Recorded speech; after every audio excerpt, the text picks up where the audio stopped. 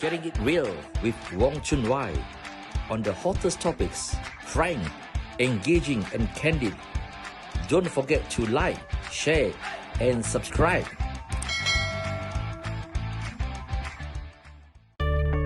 Mother, entrepreneur, health and wellness coach and advocate, documentary producer, women rights activist, and now this multitasker has decided to go into politics.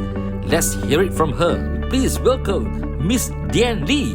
Hello, Malaysia and followers from around the world. This is a really exciting evening because we have here us as a really special guest.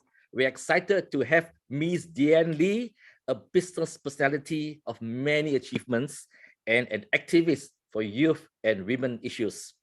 She wears many hats. Dian graduated from the prestigious RMIT University of Melbourne with a Bachelor of Arts majoring in professional communications and marketing.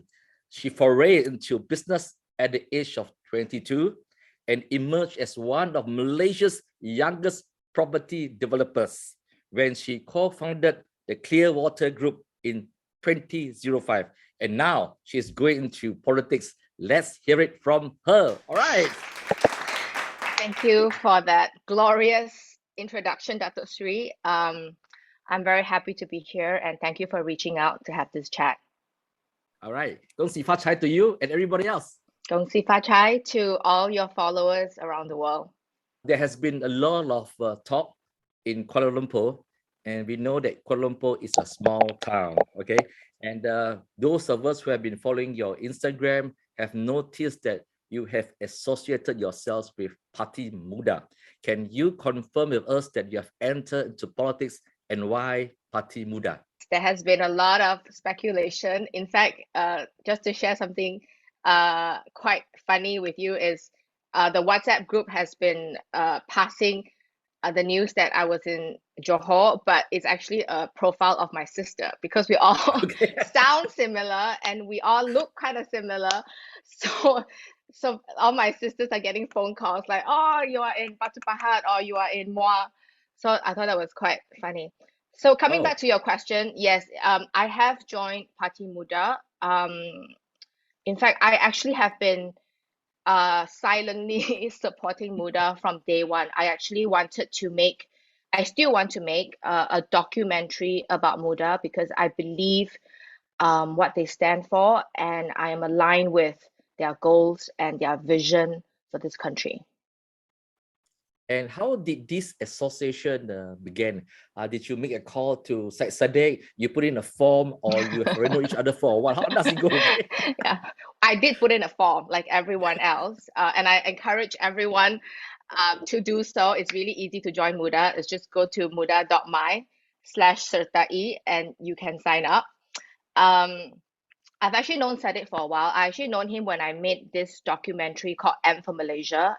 It is a documentary that captured what happened in GE14, how we changed government for the first time after 61 years. And I actually did a sit-down interview with Sadiq. And actually before then, I met him on the campaign trail. I see. When he was part of Bersatu. And after that, after Sheraton moved, we kept in touch and I told him, please, let me know your plans because I know that he wasn't going to join Pejuang. He wanted to start something on his own. So we kept in touch, and on the day in September 2020 when he went down to ROS to register MUDA, I was actually there with the camera to record that moment because I believe that MUDA is not just another political party. I believe that it is the beginning of a potential youth revolution in this country. How much did GE14 impacted you? To the decision to join MUDA? As a Malaysian, as a voter, and your decision to go into politics, how much of that affected you? Was it a baptism of fire which fired you? You got so excited. Was it the G14 or was it something else even before this? I think I, like a lot of very conservative Malaysian. I think it started, GE13 was the first time I voted because before then, I was overseas and I Okay. wasn't eligible to vote. So I think it started in GE13.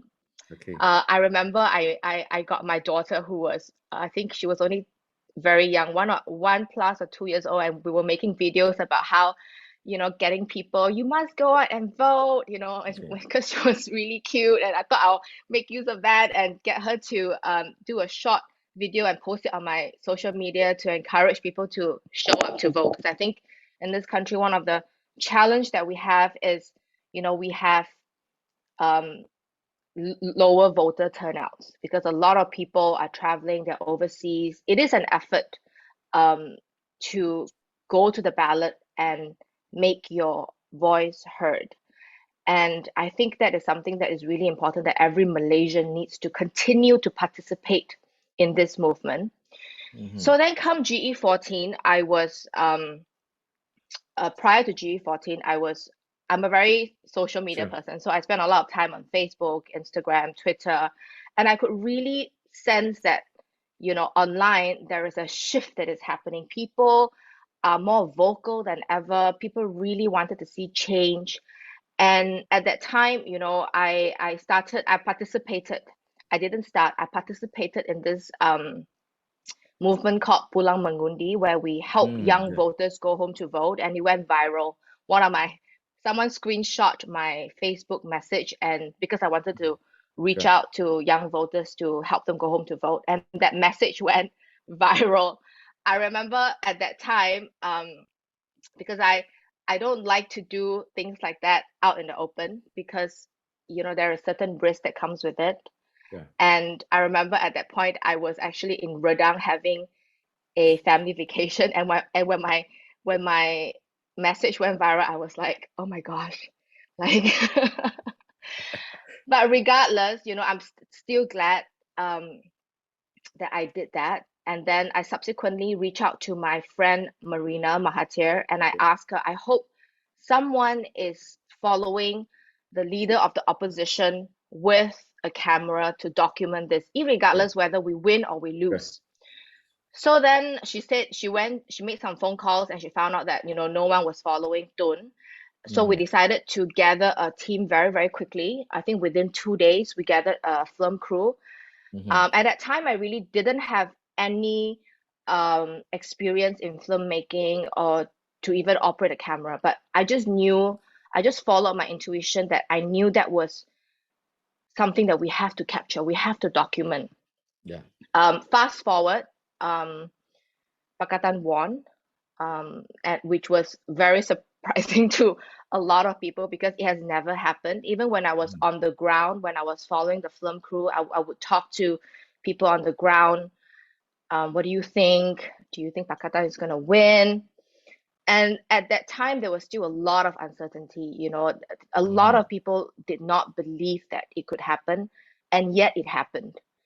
So, and then subsequently, we decided to turn the footages that we have because I think we have more than 50 hours of footages um, following all the campaigns, and we decided to turn it into a feature documentary Yeah. to document this moment in history. Mm-hmm. And this film subsequently also went into a few international film festival, including Busan, which is the biggest film festival in Asia.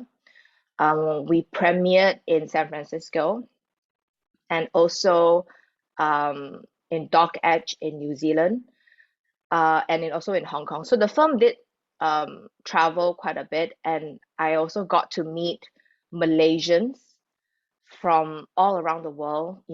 People would drive in the Bay Area, Yeah. during our premiere, Malaysians would drive 3 hours just to come to the cinema to watch.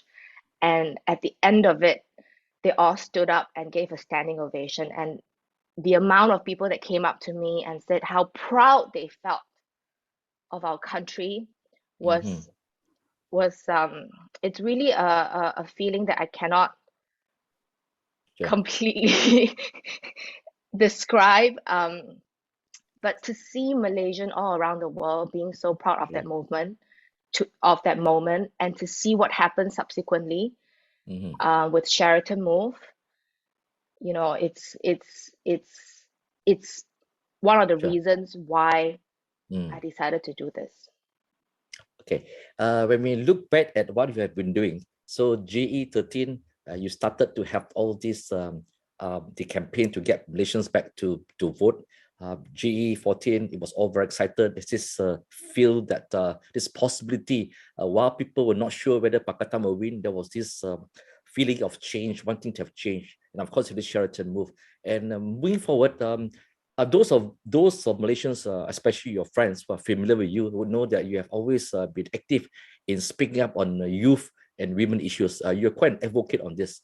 For others who may not be familiar with you, they only see you as somebody who appears in the glossy magazines, attending functions and parties. But obviously, you have been involved in many youth issues, and you have also spoken up quite regularly. Are you the only one in the family who is regarded as political? Because when I told a veteran UMNO leader that I was going to interview you, they said, "Oh, she's the political one in the family." Okay. Is that correct? You're the political one, I don't one in the know. family. I don't know if I'm the political one, to be honest. I never see myself, because I've always said yes to activism all my life. I believe in that. I believe that we should always use our voice, and especially I think for me, you know, coming from someone who is so privileged, I'm very blessed, and I think because of that, I've always believed that I need to give back and contribute to my community and also society. So I wouldn't say that until, like, you know, even now to I've just joined MUDA. I don't see myself as a politician. I'm what my intention is really to contribute and to serve my country. Now you're speaking this. Now you're beginning to speak like a politician. I think if you ask who's the most political one, I think it'll be my dad, because you know, for me, really, you know, I always believe that, you know, we don't have to, we can do things many ways. You know, we don't have to always do things and the whole world needs to know about it. I think that's how I've been operating, which is why you do not see me, you know, going down to Kanchara soup kitchen to feed the homeless, or going to distribute aid or school bag. I recently went to a really small kampong before the school started to distribute school bags and school supplies.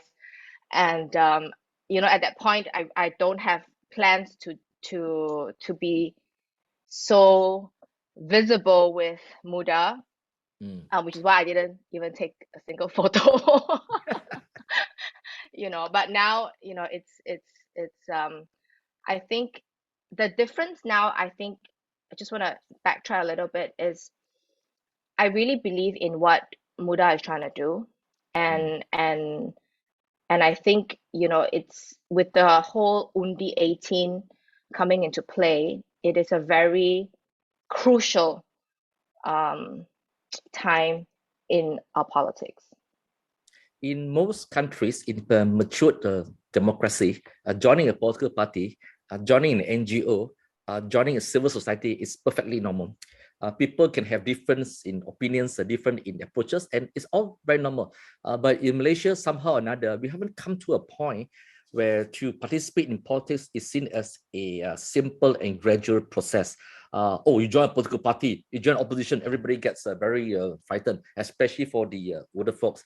But that's what democracy is about. You have an election, that's why you must have competing parties. There's no point having election if there's no competing parties. Now, what was your reaction when you told your father? Of course, you cannot run away from your father, that your father, Tan Sri Lim Yu, is a big person, is a big name. What was his reaction when you shared with them or with your family that you are going into politics and joining MUDA? What was their reaction?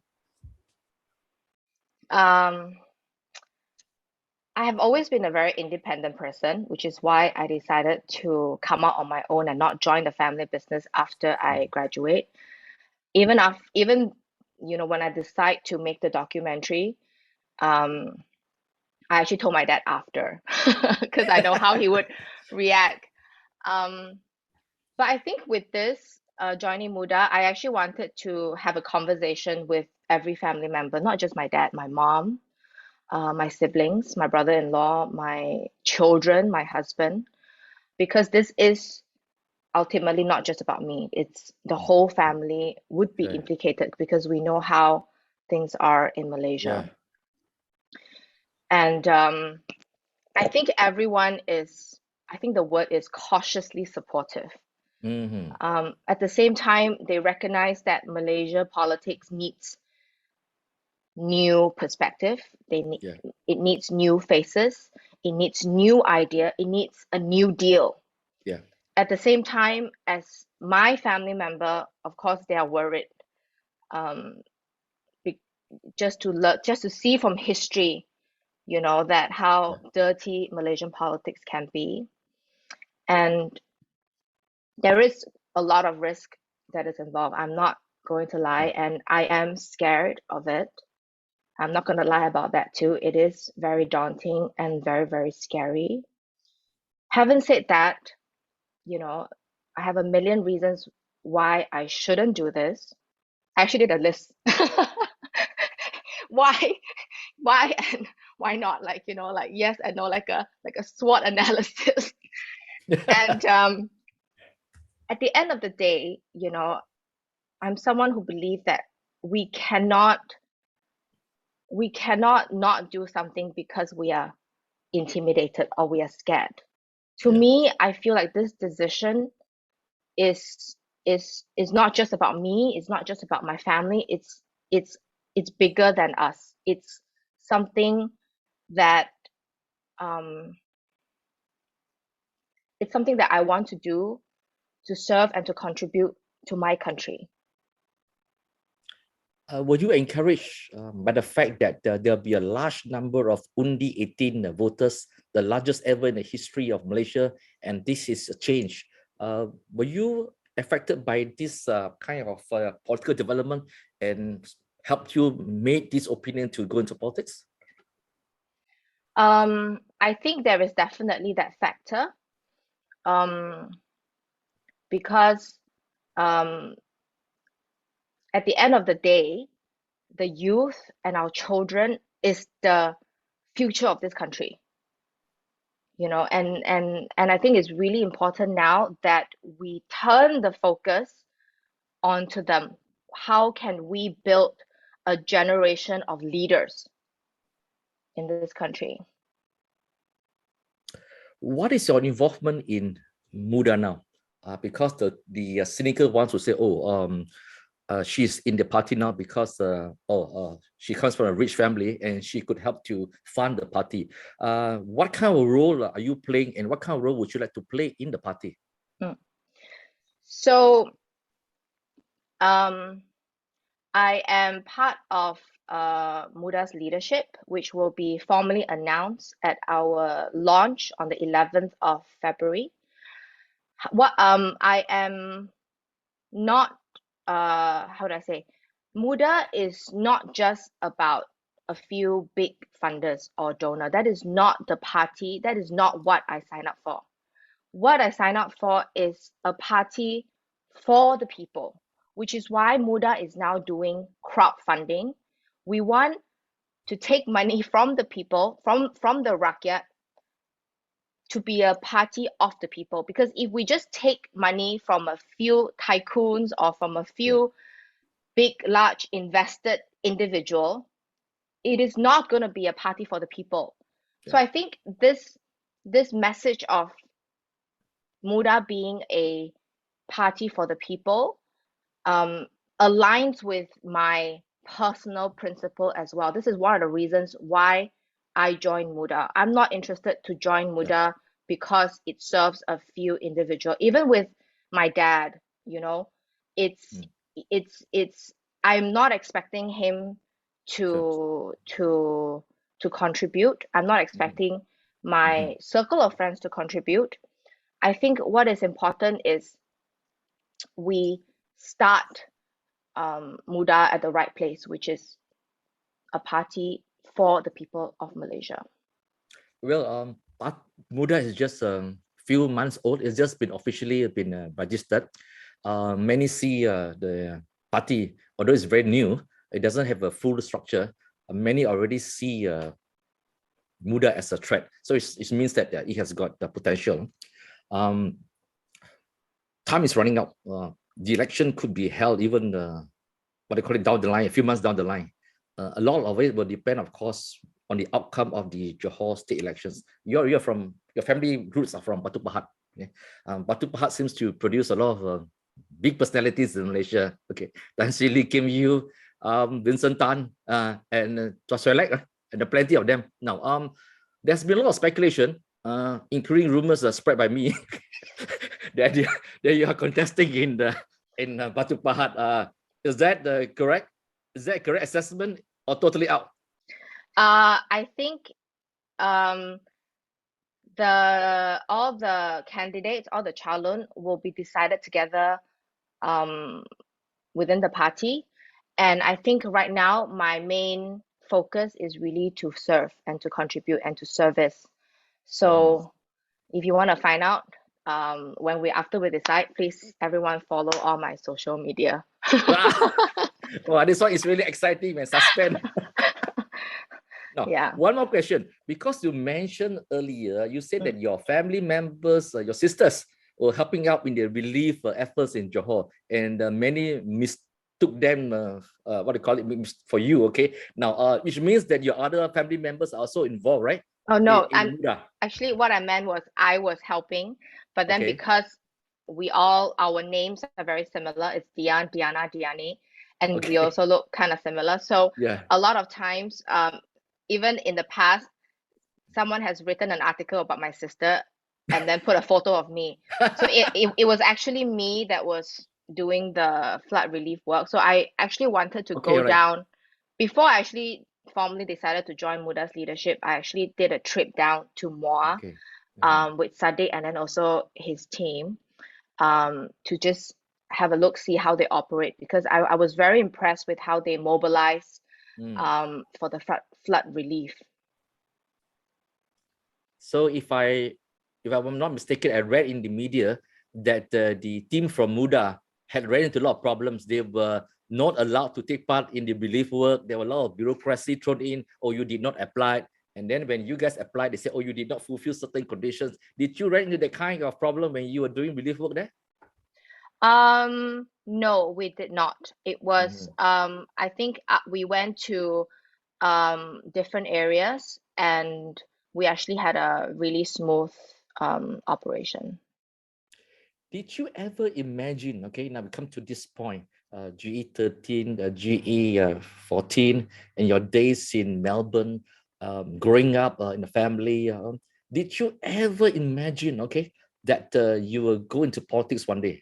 Was it ever in your thoughts or in your mind? No. No, okay. No.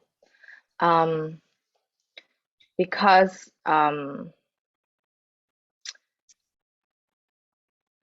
there's really a million reasons why I shouldn't. But things are different now because after Sheraton move, after this 2 years of everything that has happened in this country, I think Malaysia is at a very dangerous path. If you speak to, I don't know about you, but my circle of friends and a lot of very concerned Malaysian people are very disheartened. They felt hopeless. They feel hopeless. They feel like nothing is ever going to change. And that's something that we really cannot allow it to continue to happen, because with that attitude, nothing is ever going to change. We need to, more than ever, be part of the conversation. We need to use our voice. We need to stand up. We need to make sure that our votes count. We have done it before. I have a documentary to prove that we have done it before, and we have to do it again. We can do it again. So this is also why, one of the main reasons why I am standing up And also, I'm a mother. I have 3 children. This is our home. This is my children's home. This is my grandchildren's home. We don't have a home, a second home in London or in Australia. I don't have a PR anywhere else. This is it. You know, I'm and really, I'm this really is glad it. to hear that refreshing perspective. Because you asked me what was my thought. Okay, I'm a jaded person, very cynical. Okay, I'm Yes. 60 years old. I've been 30 years in this business, so I have this trust deficit. A lot of us, the older ones, okay, I'm glad to hear your refreshing idealism. A lot of us will say that politicians are all the same one, okay? They're all the same. It doesn't matter what party they're in, they just change uniform and then tomorrow they talk differently, okay?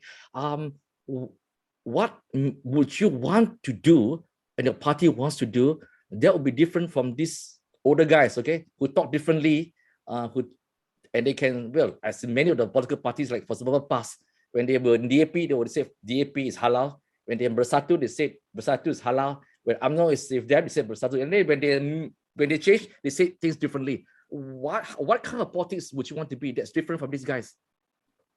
That's a very good question. I think, can I just share a story? Yeah, One please, of the please, yeah. reason why I also decide to join MUDA is during my trip to Moi, it wasn't just Sadet, there was also other people from the party, and one of them is Amira, who's the Secretary General, whom I get to spend a lot of time with recently. And we were on the ground distributing aid. I remember it was in a village that was a fisherman village, and we actually brought a fridge, we brought washing machine, we brought food, we brought a rice cooker, we brought a lot of stuff to this home that was completely destroyed.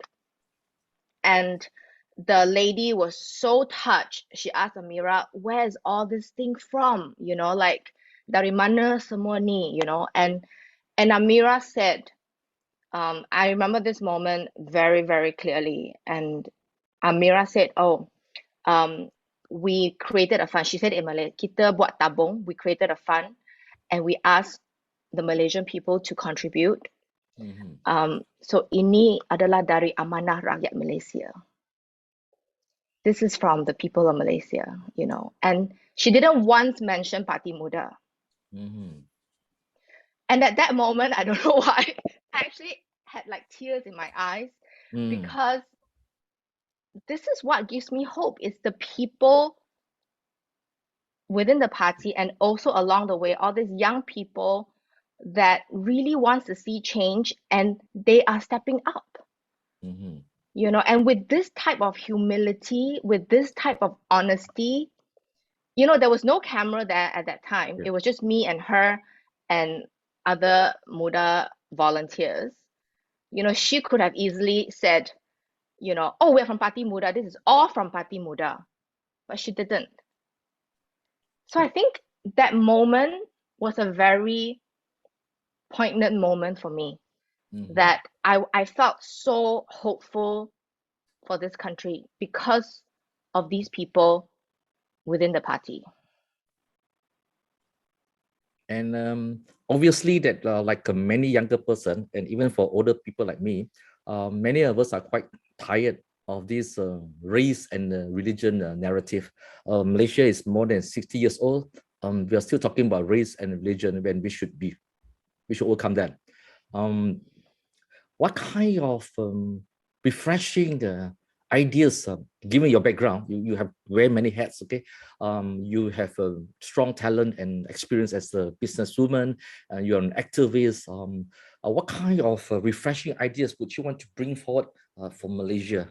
And that look, in any election, we often hear politicians saying, "Oh, I'm contesting because I want to bring development to this kawasan, or for this country." I mean, that's development, something that we expect you to do because we are taxpayers and we are voters. That's what you're supposed to do. You don't even have to tell people that, "Oh, demi pembangunan," okay? Yeah. Or demi bangsa dan negara. That's or even, oh, for religion's sake. We should be going past that already because we are more than 60 years old. Why are we still doing rhetoric that happens in 1950s or 1960s? What kind of narrative would you want to see from Malaysia, from your heart? This is also why I joined MUDA, because MUDA wants to bring about a new deal in politics. We want to be a party that is service driven, really putting the people first, which is why we are going on this listening tour to hear the ordinary folks. What do they want to see? What do they want change? What are their challenges in their life? And besides that, we also want to make sure that we use science, technology, and data to help create our manifesto. Not just saying something for the sake of saying it. You know, we want to use data to come up with progressive policies. And we really want to be a multiracial party, which you can see now, you know, within the party, we have all kinds of people from all walks of life, from all religion, and I think we are all walking the talk. You know, we are ultimately, I believe, this is my own personal belief, that we are all Malaysians, you know, at the end of the day. And this is also why, you know, as a Chinese non-Muslim person, I'm the only committee member on the fundraising committee of Sisters in Islam, because I believe that even though I am a non-Muslim person, I'm a non-Malay person, I can fight for my brothers and sisters in Islam. I think that is the spirit, that is the Malaysia that I know. Because if you look at, you know, the Pulang Mengundi movement, you know, during COVID, the Kita Jaga Kita movement, you know, Malaysians were helping each other regardless of their religion and their background and their beliefs. You know, it is our politics sometimes, it's our politicians sometimes that divide us. So I think with MUDA, this is what we want to change. This is what we want to be a role model of, really to walk the talk and to be an inclusive party. Thank you, Dian. That was a really interesting interview and a conversation. We have shared your thoughts and your inner feelings. Some of it is really surprising to me. Okay, and I'm What is sure surprising that, to you? I am surprised. I want to know. Okay, because like many Malaysians, I only hear your thoughts and see your pictures on the society page. Okay, you're seen as a socialite, but now you have talked very differently. There's a transformation, and because of this interview, I did a lot of research on you, and I surprised myself too that actually you were doing a lot of activism in women and youth issues, which I wasn't aware of until this discussion where I had to do research. Okay, and I found that, wow, I didn't know that this woman is actually quite different from the persona and the perception that I had. So I'm really, really impressed. Okay. Well, they always say never judge a book by its cover. Yeah, okay. And I'm also a certified yoga teacher, and I also teach meditation. That's something personally I am very passionate about, which I also believe that all that I have learned has prepared me for this moment.